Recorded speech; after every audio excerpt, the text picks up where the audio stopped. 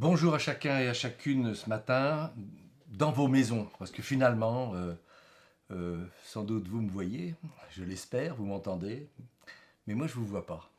Je vois que nos deux amis, Pierre et Yvan.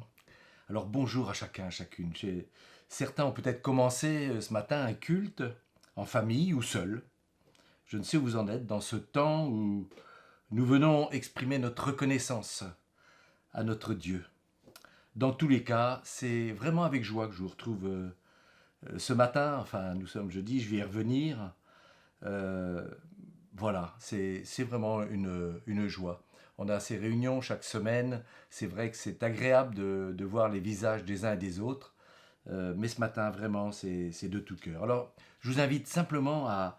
On va prier pour remettre ces bons moments au Seigneur. Seigneur, notre Dieu, nous te rendons grâce de ce que, Seigneur, par ton esprit, tu nous unis. Tu as déchiré le voile qui nous cachait la réalité, la vérité, Seigneur, sur ta création parfaite, sur cette chute qui est venue tout abîmer, mais aussi sur cette rédemption, Seigneur. Tu es venu, tu es mort, tu es ressuscité, et nous venons ce matin vraiment te rendre un culte. Tu es le Dieu vivant et vrai, celui qui dirige toutes choses, celui qui vient nous consoler, mais aussi nous reprendre, parfois nous arrêter pour notre bien, nous arracher à notre folie. C'est ce que tu as fait dans chacune de nos vies. Alors, ce matin, nous nous réjouissons, Seigneur, de nous retrouver devant toi. Sois béni, sois loué, et que ton nom par-dessus tout soit élevé dans nos vies, Père. Amen, amen, amen. Alors, à l'heure où je vous parle, nous sommes donc jeudi 7 mai, là, nous enregistrons ce message, et le Premier ministre donc, vient donc d'annoncer, de confirmer le déconfinement pour le lundi 11 mai. Cela signifie que dans les semaines à venir, de nombreuses activités vont repartir. Alors, j'indique tout de suite à ce sujet que à compter du 11 mai, les rassemblements de moins de 10 personnes sont autorisés, mais pas encouragés, pour être très clair. Notamment pour ce qui concerne les cultes, eh bien, c'est plutôt la date du 2 juin qui a été évoquée, en raison des fêtes d'ailleurs de la Pentecôte notamment. Je ne vais pas m'étendre beaucoup sur le sujet, il y a encore finalement beaucoup d'incertitudes. En tout cas, concrètement, pour ce qui nous concerne, nous nous alignons sur les recommandations de notre fédération et attendons des informations plus claires. Et également, nous attendons de voir, et je crois que c'est le cas aussi des autorités, comment va se dérouler cette première phase du déconfinement. En conclusion, concernant ce point, nous poursuivons, j'allais dire jusqu'à nouvel ordre, puisque c'est un peu l'expression consacrée, nos réunions de semaine pour ce qui concerne l'organisation mise en place par l'Église de la Bonne Nouvelle. Donc nous nous appuyons sur les réunions de semaine, nous appuyons sur les groupes de maison, les groupes de prière existants, et nous poursuivons aussi avec notre rendez-vous chaque dimanche pour un culte dans les maisons, avec la prédication de la parole et la louange éventuellement, pour nous accompagner. Voilà, je voulais dire ça. En tout état de cause, la question va se poser maintenant pour chacun, et alors individuellement, mais aussi collectivement au niveau de l'Église, qu'avons-nous appris de cette période et qu'allons-nous retenir, hein. La parole nous dit, un certain contexte, heureux êtes-vous si vous savez ces choses, on peut savoir beaucoup de choses, heureux êtes-vous si vous savez ces choses, pourvu que vous les mettiez en pratique. Donc qu'avons-nous appris, et puis qu'est-ce qu'on va retenir, qu'est-ce qu'on va mettre en pratique, qu'est-ce que finalement cette période particulière va avoir changé dans nos vies. Alors avant d'entrer dans le message proprement dit, je voudrais évoquer quelques faits et puis les réflexions que ça m'inspire. Ce confinement, il a de fait amené un regroupement des familles. Il est certain que toute la stratégie déployée s'est appuyée sur la famille. Un communiqué, un texte du CPDH soulignait que quand tout s'effondre, quand le tissu social, les activités, l'école, etc. s'effondrent, eh bien, on est quand même bien content de retrouver les familles. Sûrement, ça a été l'occasion pour des hommes et des femmes de réfléchir sur le sens de leur vie et de leur activité, parfois effrénée, parfois obligée aussi, il faut bien le dire. En même temps, soulignons que cette redécouverte un peu de la vie dans le foyer, sans ignorer parfois les difficultés, les souffrances, les drames parfois qui ont été vécus, mais enfin d'une manière générale, c'est vrai que ça a été un temps où beaucoup de témoignages montrent que des familles se sont redécouvertes, etc. Tout cela est bel et bon, mais je crois qu'il nous faut prier pour que plusieurs ne relâchent pas leur questionnement avant d'avoir trouvé la réponse. Et nous-mêmes, qui connaissons la vérité, qui connaissons cette réponse, on sait qu'elle a un nom, c'est Jésus-Christ, eh bien, nous qui connaissons la vérité sur l'homme, la vérité sur Dieu, la vérité sur la séparation et la réconciliation qui nous est offerte, qu'allons-nous retenir? Et je crois que ça, c'est vraiment important pour nous. Nous confessons beaucoup de choses, nous connaissons beaucoup de choses, mais finalement, cette période, est-ce qu'elle nous a interpellés et qu'est-ce qu'on va en retenir? J'avais une deuxième observation, je vous ai demandé peut-être ce que ça fait. Je voulais vous parler des GAFA, vous savez, c'est Google, Amazon, Facebook, Microsoft. Les GAFA ne connaissent pas la crise. Pas surprenant. Le temps passé sur les écrans va augmenter de manière sensible et cela va durer. Comment allons-nous nous positionner? Va-t-on enchaîner le refrain avec ce monde? C'est le progrès, il faut vivre avec cette époque. Bon, oui, sans doute, il y a des choses à prendre. Ou bien allons-nous nous repositionner avec des choix sur la gestion de notre temps? Au niveau individuel et au niveau du corps qu'est l'Église. Alors certains se disent peut-être, c'est bien beau, mais comment faire quand on élève seul plusieurs enfants et qu'il faut travailler? Puis d'autres interpellations que pourrait susciter cette propre interpellation que je fais ce matin. Oui, cette interpellation-là, elle est juste. Et elle interpelle l'Église, notre Église, sur sa mission, notamment envers nos frères en la foi. Je rappelle que nous sommes invités par Paul, dans Galates 6 notamment. Il dit, c'est pourquoi, pendant que nous en avons l'occasion, faisons du bien à tous, mais surtout à ceux qui sont de la famille de la foi. Ça, c'est la traduction Osterwald que je trouve intéressante. C'est sans ambiguïté, faisons du bien à tous, mais surtout à ceux qui sont de la famille de la foi. Nous sommes frères et sœurs, unis par le salut en Jésus-Christ, unis par la révélation du Saint-Esprit dont nous avons été scellés, et cela crée entre nous des liens, et particulièrement envers ceux qui ont le plus besoin.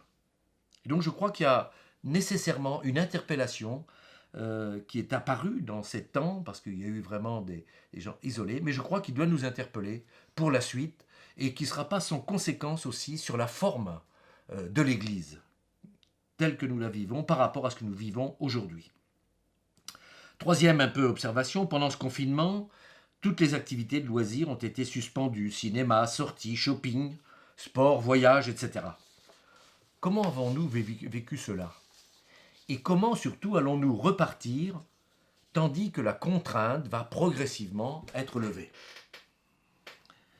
Tous ces temps finalement qui ont été libérés dans nos emplois du temps ont permis à un certain nombre de retrouver ou de découvrir les bienfaits qu'il y a à lire, à méditer la parole de Dieu, à finalement rechercher sa présence à travers la lecture de sa parole, à travers les révélations que nous avons pu avoir. Comment allons-nous installer ces bonnes pratiques? Il y a quelque temps, en relisant la première lettre de Pierre, mon attention a été attirée par une interpellation de Pierre. Soyez sobres, souvent accompagnée de l'invitation « veillez ». J'ai recherché et je me suis aperçu que le terme ainsi traduit dans toutes les versions que j'ai pu consulter figure 7 fois dans le Nouveau Testament et toujours en relation avec l'attente de la promesse du retour en gloire de notre Seigneur. Alors nous examinerons ce matin cette invitation pressante, et en particulier dans la lettre de Pierre, qui nous donne cette clé indispensable pour tenir la course jusqu'au bout. Le titre de mon message, c'est donc Soyez sobre, veillez. Tout simplement, soyez sobre, veillez. Alors la sobriété, le premier sens du terme se rapporte à la consommation du vin ou d'alcool, notamment à son excès. Cet excès, il a des conséquences graves pour celui qui consomme, mais aussi pour son entourage.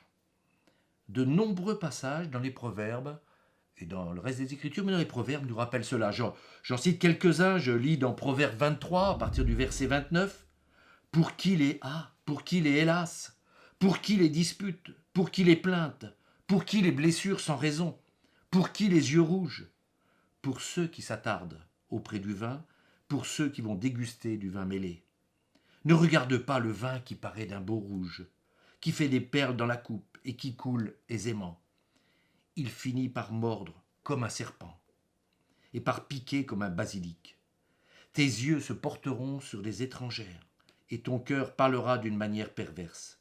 Tu seras comme un homme couché au milieu de la mer, comme un homme couché sur le sommet d'un mât. On m'a frappé, je n'ai point de mal. On m'a battu, je ne sens rien. Quand me réveillerai-je? J'en veux encore. Encore dans Proverbe 20, le vin est moqueur, les boissons fortes sont tumultueuses. Quiconque en fait excès n'est pas sage. Le vin sert, ça nous est dit clairement là, comme un anesthésiant finalement. Dans la même pensée, peuvent se classer toutes les addictions, notamment toutes les drogues douces ou dures, qui altèrent la pensée, le discernement, coupent de la réalité. On se croit fort et intelligent, illuminé, mais complètement à côté de la plaque. On peut également penser à certaines musiques et rythmes qui provoquent les mêmes effets. Et puis, on pourrait dire aussi beaucoup d'addictions, notamment à tout ce qui est tablette, ordinateur. On sait les drames qui entrent ainsi dans les familles. Derrière ça, il y a toute une fuite, toute une révolte qui essaye de se consoler, aussi d'une énorme souffrance qui cherche à se consoler à travers tout cela, en anesthésiant notamment la souffrance ou en essayant de se placer au-dessus. Il y a à la fois une dimension parfois mystique, on essaye de s'élever, mais on sait que cela mène à la mort. Donc être sobre, c'est vraiment le sens premier, hein, c'est-à-dire cette consommation de choses qui nous transforment et qui nous font quitter la réalité. C'est une fuite devant la réalité. Être sobre, c'est aussi être sans passion. La passion est très recommandée, très encouragée, mais finalement elle dévore. Et finalement elle révèle, elle manifeste une idolâtrie, elle manifeste un déséquilibre. La sobriété, c'est aussi être de sang-froid, sage, mesuré. C'est tout à l'inverse, je dirais, de l'éclate, quoi. Nous verrons aussi que la sobriété s'entend de nos paroles, que tout homme soit prompt à écouter et lent à parler. Alors, je vous ai dit, il y a 7 mentions de ce terme dans le Nouveau Testament.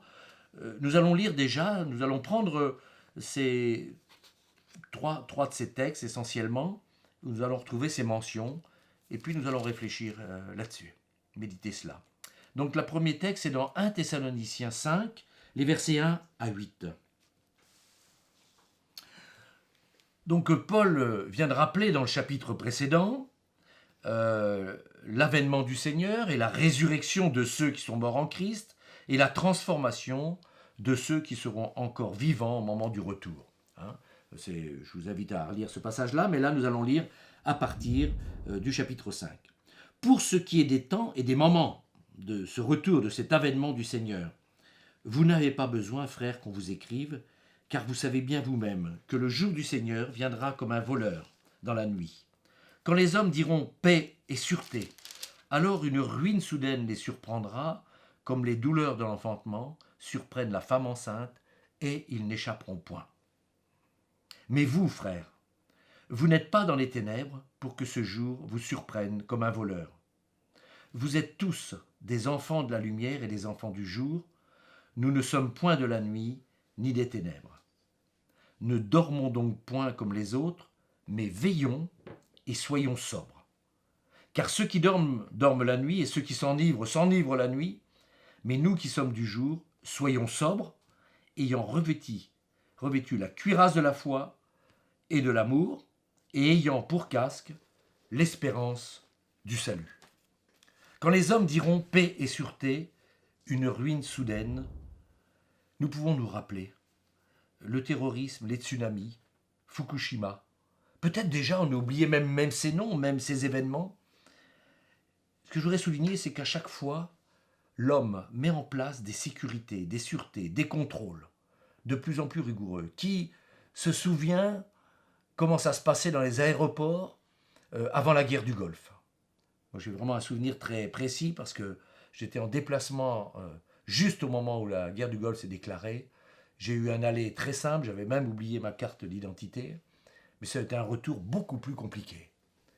En quelques jours, les choses s'étaient verrouillées. Et depuis, regardez la somme des contrôles que nous vivons lorsque nous allons dans un aéroport, dans une gare, dans des supermarchés. Les choses ont changé, les choses ont évolué, se sont installées, on n'y prend plus garde. Et cette fois-ci, un nouveau cran, tout le principe de précaution, un nouveau cran est franchi. C'est incontestable.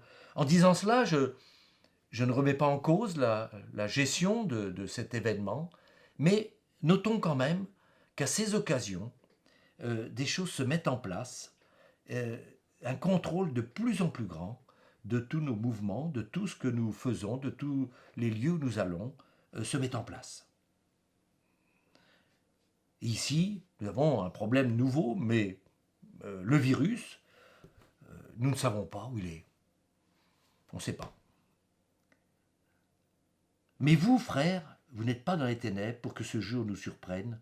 Ne vous laissez pas effrayer, mais veillez et soyez sobres.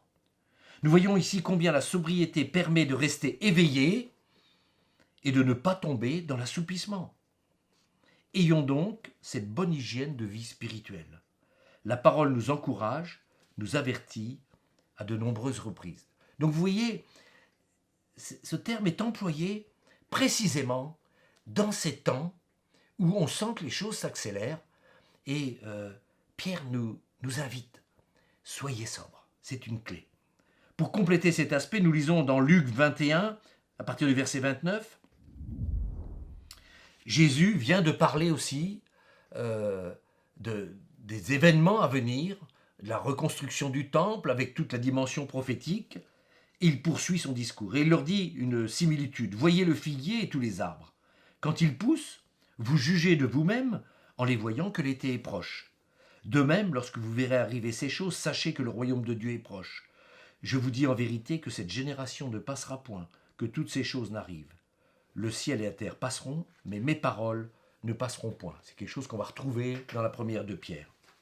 Prenez donc garde à vous-même, de peur que vos cœurs ne soient appesantis par la débauche, par l'ivrognerie et par les inquiétudes de cette vie, et que ce jour-là ne vous surprenne subitement. Car il surprendra comme un filet tous ceux qui habitent sur la face de la terre. Veillez donc et priez en tout temps, afin que vous soyez trouvés dignes d'éviter ces choses qui doivent arriver et de subsister devant le Fils de l'homme. J'y reviendrai, mais vous voyez que il y a une mise en garde contre l'ivrognerie, les inquiétudes, donc une invitation finalement à la sobriété encore là.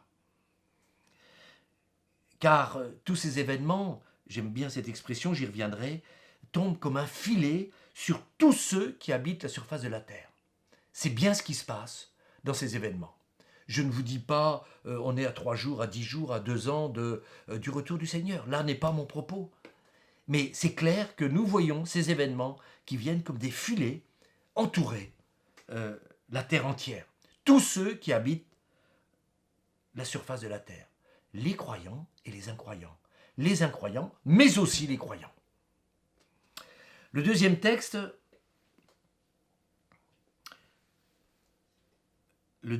c'est dans la première de Pierre. Nous avons dans cette lettre de Pierre 3 mentions qui encadrent en quelque sorte cette lettre, qui résume la doctrine chrétienne et la marche pratique. La première mention apparaît dans le premier chapitre, Pierre expose la doctrine chrétienne, salut, régénération, héritage réservé, espérance et universalité de l'appel, et avant d'exposer les conséquences que cela doit produire dans notre vie concrète, il précise ceci, 1 Pierre 1, verset 13, « C'est pourquoi, saignez les reins de votre entendement, soyez sobres, et ayez une entière espérance dans la grâce qui vous sera apportée lorsque Jésus-Christ apparaîtra. » C'est pourquoi. Pierre vient d'exposer le merveilleux héritage qui nous est réservé dans les cieux lorsque nous serons avec notre Seigneur. Mais il souligne que pendant ce temps sur la terre, nous serons éprouvés, testés, épurés, et il sait que plusieurs pourraient se décourager et retourner à leur ancienne vie. Devant ce danger arrive l'exhortation « C'est pourquoi ». Parce que cette expérience glorieuse, cette réalité glorieuse qui est celle du chrétien né de nouveau, ne doit pas être voilée et finalement volée par les difficultés, les épreuves et tous les jugements qui s'abattent sur une humanité opposée à Dieu, le filet est étendu sur toute la terre, donc aussi sur les chrétiens. Ce qui change, c'est que ceux qui demeurent fermes dans la foi échappent à l'angoisse et au tourment par l'espérance fondée sur la parole des apôtres et des prophètes et sur Jésus-Christ. Ainsi, ils s'échappent comme l'oiseau du filet de l'oiseleur. Voilà notre privilège. Voilà pourquoi il est important d'être sobre et de rester fixé, de ne pas se laisser embarquer. Et nous sommes interpellés. Où puisons-nous nos sources d'information? Quel temps passons-nous devant les sources qui viennent du monde et dans les sources qui viennent de notre Dieu créateur? La sobriété dans la conduite, tant au niveau du corps que de ce que nous acceptons dans nos pensées, permet de garder notre sang-froid. Pierre conclut cette première partie de son encouragement aux chrétiens dispersés dans le Pont, la Galatie, la Cappadoce, l'Asie et la Bithynie, par ces mots « Car toute chair est comme l'herbe, et toute sa gloire comme la fleur de l'herbe sèche et la fleur tombe, mais la parole du Seigneur demeure éternellement, et cette parole est celle qui vous a été annoncée par l'Évangile. » Notez qu'on retrouve les mêmes termes que les paroles de Jésus dans l'Évangile de Luc. Mais la parole du Seigneur demeure éternellement, et cette parole est celle qui vous a été annoncée par l'Évangile. La seconde mention de ce terme apparaît dans le chapitre 4. Nous lisons les versets 1 à 7 dans la première lettre de Pierre. 1 Pierre 4, versets 1 à 7. Ainsi donc, Christ ayant souffert dans la chair, vous aussi, armez-vous de la même pensée. Car celui qui a souffert dans la chair en a fini avec le péché, afin de vivre, non plus selon les convoitises des hommes, mais selon la volonté de Dieu, pendant le temps qui lui reste à vivre dans la chair. C'est assez, en effet, d'avoir dans le temps passé accompli la volonté des païens en marchant dans la dissolution, les convoitises, l'ivrognerie, tiens donc, les excès du manger et du boire et les idolâtries criminelles. Aussi trouve-t-il étrange que vous ne vous précipitiez pas avec eux dans le même débordement de débauche, et ils vous calomnient. Ils rendront compte à celui qui est prêt à juger les vivants et les morts. Car l'Évangile a été aussi annoncé aux morts, afin que, après avoir été jugés comme les hommes quant à la chair, ils vivent selon Dieu quant à l'esprit. La fin de toute chose est proche. Soyez donc sages et sobres pour vaquer à la prière. Ce texte m'a beaucoup marqué, notamment ce verset 3. C'est assez en effet d'avoir dans le temps passé accompli la volonté des païens en marchant dans la dissolution, les convoitises, l'ivrognerie, les excès du manger et du boire et les idolâtries criminelles. C'était ma vie, avant que le Seigneur ne me révèle qui il était, ce qu'il avait fait et qu'il me fasse faire demi-tour. Pierre encourage donc les chrétiens à tenir ferme. Oui, vous serez peut-être calomniés parce que vos collègues de travail se moqueront de ce que vous ne participez pas à leurs revendications ou à des rencontres où toutes sortes d'excès se manifestent. Il ne s'agit pas de manifester du mépris, mais simplement, Pierre nous dit que nous avons maintenant, excusez-moi l'expression, mais d'autres choses à faire. Je reviens à notre temps. À quoi passons-nous notre temps? Oh, sans doute, nous ne passons plus, j'espère, à ce qui est décrit là. Certes, les débauches, la dissolution, etc. Mais qu'en est-il même de nos loisirs? Nous avons autre chose à faire. La fin de toute chose est proche. C'est encore dans ce contexte que vient cette interpellation « Soyez sobres pour vaquer à la prière ». Et ici, la sobriété est donc mentionnée en relation avec la prière. Qui fera ce travail de la prière, si ce n'est ceux qui connaissent le Dieu vivant et vrai? Voilà le travail du chrétien. Voilà où nous pouvons investir du temps. Et c'est une décision. L'ennemi est rusé, il y a plein d'autres choses. Je parle pour moi aussi. Il y a plein d'autres choses qui peuvent nous attirer. Plein de choses à faire, plein de choses futiles qui peuvent nous manger le temps. Je crois que c'est l'enjeu de ce soyez sobre. Que fais-tu de ton temps? Pierre ajoute les œuvres normales du chrétien sobre et éveillé.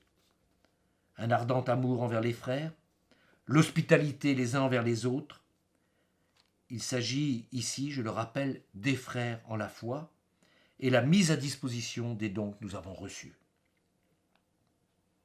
La troisième mention apparaît en conclusion de l'épître au chapitre 5. Donc nous avions vu être sobre pour rester éveillé, être sobre pour vaquer à la prière, et nous allons lire ici être sobre pour résister au diable. Nous lisons dans le chapitre 5 les versets 8 à 11. Soyez sobres, veillez. Votre adversaire le diable rôde comme un lion rugissant, cherchant qui il dévorera. Résistez-lui avec une foi ferme, sachant que les mêmes souffrances sont imposées à vos frères dans le monde. Le Dieu de toute grâce, qui vous a appelé en Jésus-Christ à sa gloire éternelle, après que vous aurez offert un peu de temps. Je vous rappelle, le un peu de temps, c'est le temps qui sépare le moment où nous avons rencontré le Seigneur et le moment où nous le verrons. Soit parce que nous mourrons, soit parce qu'il reviendra.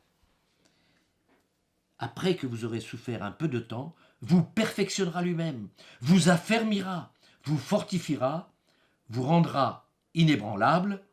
À lui soit la puissance au siècle des siècles. Amen. Confirmation de la nécessité d'être éveillé, attentif, vigilant, car le diable rôde, il circule comme le virus. Quand on a fait des excès de boisson, l'assoupissement vient rapidement. On se croit tout un temps en pleine forme, très intelligent, on parle beaucoup, mais rapidement, il y a l'assoupissement. Il en est de la même façon de tout ce qui nous fait quitter d'une manière ou d'une autre la réalité. Donc pour être éveillé, c'est clairement associé à la sobriété. Le diable rôde, il circule, et on ne le voit pas toujours venir, on ne sait pas toujours où il est. C'est vraiment comme le virus. Puissent les chrétiens être aussi scrupuleux dans leur fréquentation et leur pratique et leur consommation de tout ce qui vient imprégner leurs pensées pour ne pas être souillés et piégés par le diable. Oui, que les chrétiens soient aussi vigilants et scrupuleux que les païens le sont aujourd'hui pour se prémunir du virus. Sommes-nous aussi, avons-nous cette crainte face aux ruses de l'adversaire? Non pas cette crainte pour avoir peur, le Seigneur est plus fort, mais sommes-nous éveillés, attentifs? Ça s'apprend aussi, à voir venir l'ennemi de notre âme, celui qui veut égorger, détruire, qui veut soit séduire, soit faire chuter directement.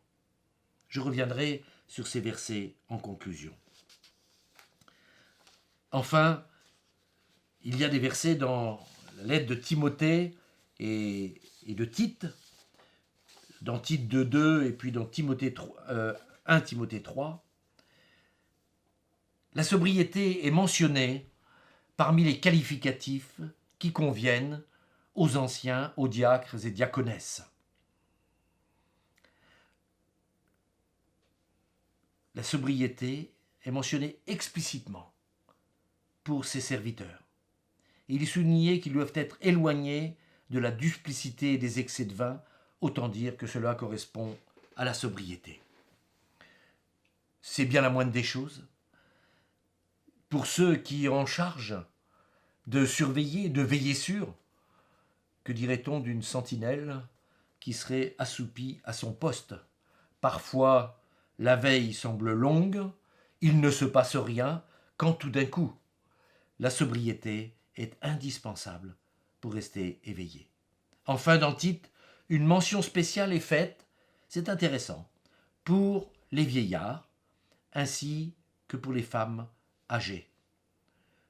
Nous soulignerons à travers cela que, jusqu'au bout de notre vie, nous avons à demeurer sobres et à veiller.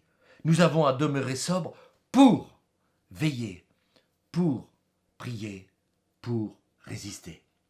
Alors, simplement en conclusion,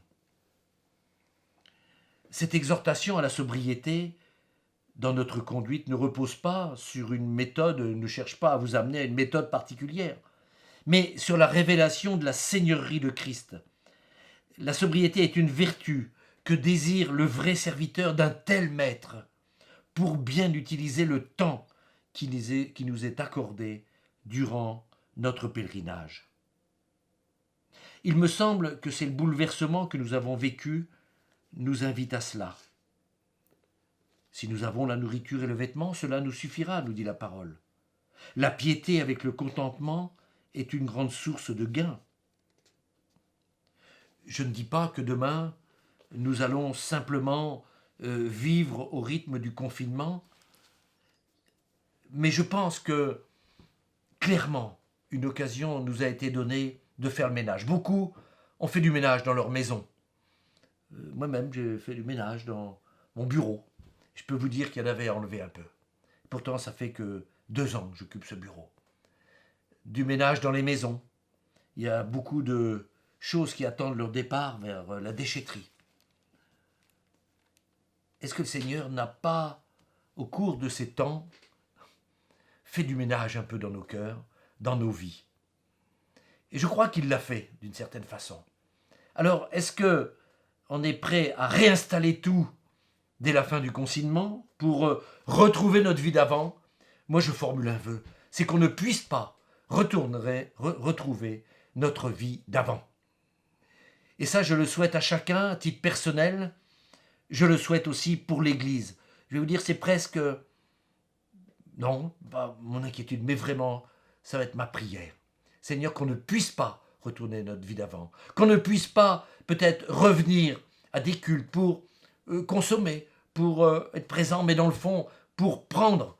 Mais Seigneur, prendre conscience du Maître que nous servons. Nous sommes tous serviteurs.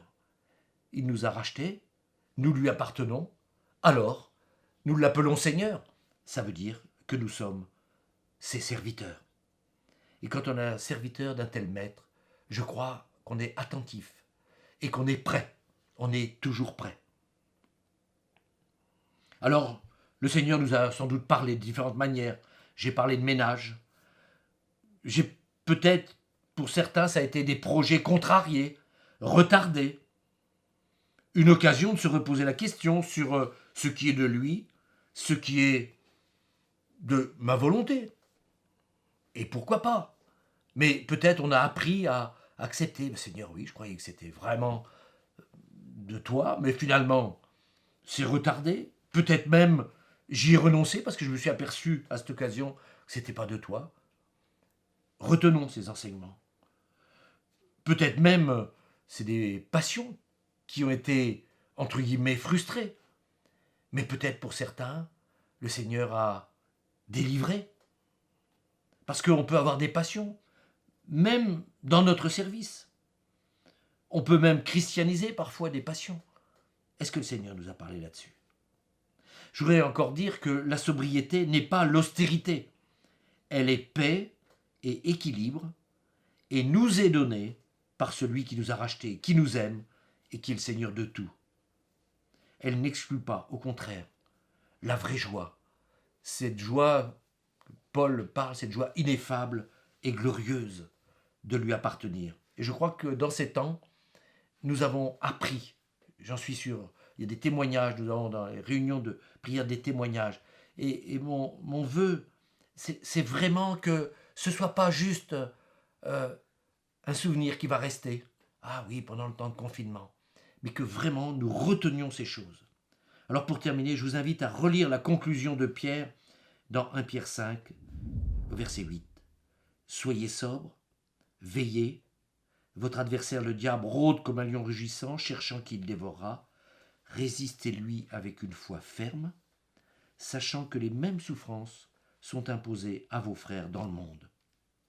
Le Dieu de toute grâce, qui vous a appelé en Jésus-Christ à sa gloire éternelle, après que vous aurez souffert un peu de temps, vous perfectionnera lui-même, vous affermira, vous fortifiera, vous rendra inébranlable. À lui soit la puissance au siècle des siècles. Et vraiment, pour terminer, je rappelle que le premier passage que j'ai lu tout à l'heure en 1 Thessaloniciens 5 se termine pareil.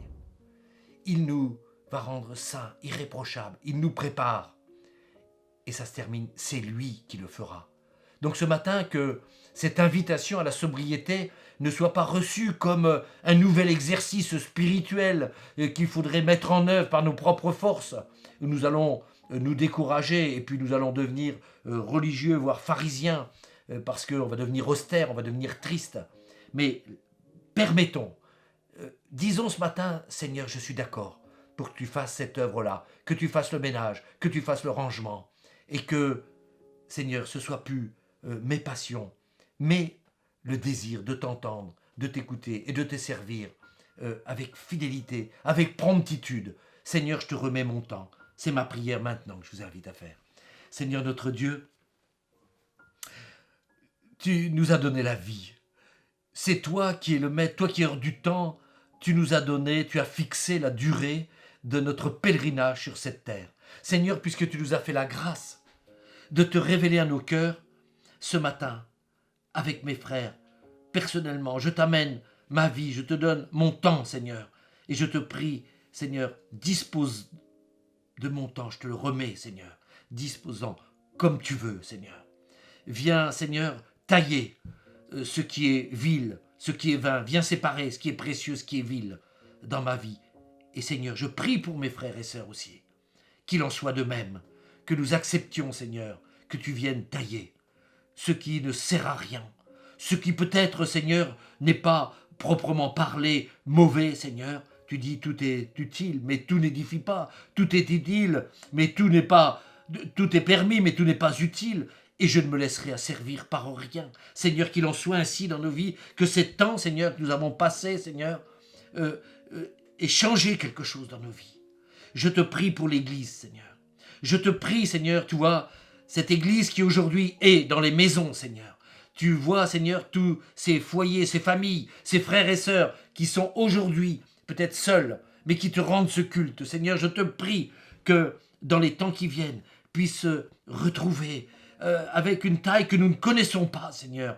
Mais ma prière, c'est vraiment, Seigneur, que nous vivions, que nous manifestions cette communion fraternelle, que notre temps, Seigneur, soit consacré aussi, Seigneur, dans la communion fraternelle, dans les uns pour les autres, Seigneur. Non pas pour être simplement entre nous, mais Seigneur, pour que nous soyons fortifiés, pour que nous puissions, là où nous sommes, dans nos vies, manifester au milieu de ce monde qui te rejette, Seigneur, des lumières nettoyées, propres et puissantes qui rayonnent. Je te le demande par le nom précieux et glorieux de Jésus-Christ.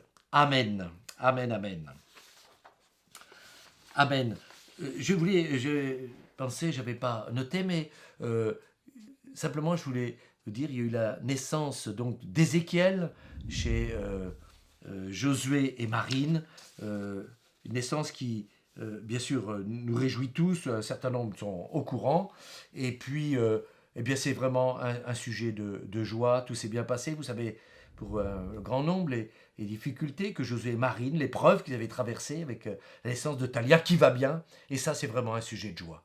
Alors, je voudrais aussi partager une ou deux choses. Prions dans les temps qui viennent. En ce qui concerne les locaux, nous avons un rendez-vous avec le propriétaire entre le 15 et le 20 mai. Enfin, nous avons sollicité un rendez-vous pour traiter et négocier cette situation, puisque vous savez, nous payons aujourd'hui, continuer de payer une indemnité d'occupation extrêmement, enfin assez élevée, c'est une somme conséquente quand même. Et donc, nous avons demandé à renégocier cette situation, puisque nous n'avons aujourd'hui plus de contrat, et puis nous n'occupons pas les locaux, et encore sans doute pour un certain nombre de semaines. Voilà, donc c'est un sujet de prière, parce que à travers ça aussi, le Seigneur nous guide pour la suite des choses. Voilà, eh bien écoutez, je vous souhaite à toutes et à tous peut-être une bonne fin de culte. Je sais que certains commencent par un temps de louange, d'autres partagent la Sainte Seine, que vraiment la bénédiction du Seigneur repose sur nous tous. Et puis à la joie de pouvoir sans doute se rencontrer, peut-être individuellement. Soyons sages, soyons sobres dans ces rencontres, et que le Seigneur vraiment vous bénisse. Je vous souhaite une bonne semaine et à très bientôt.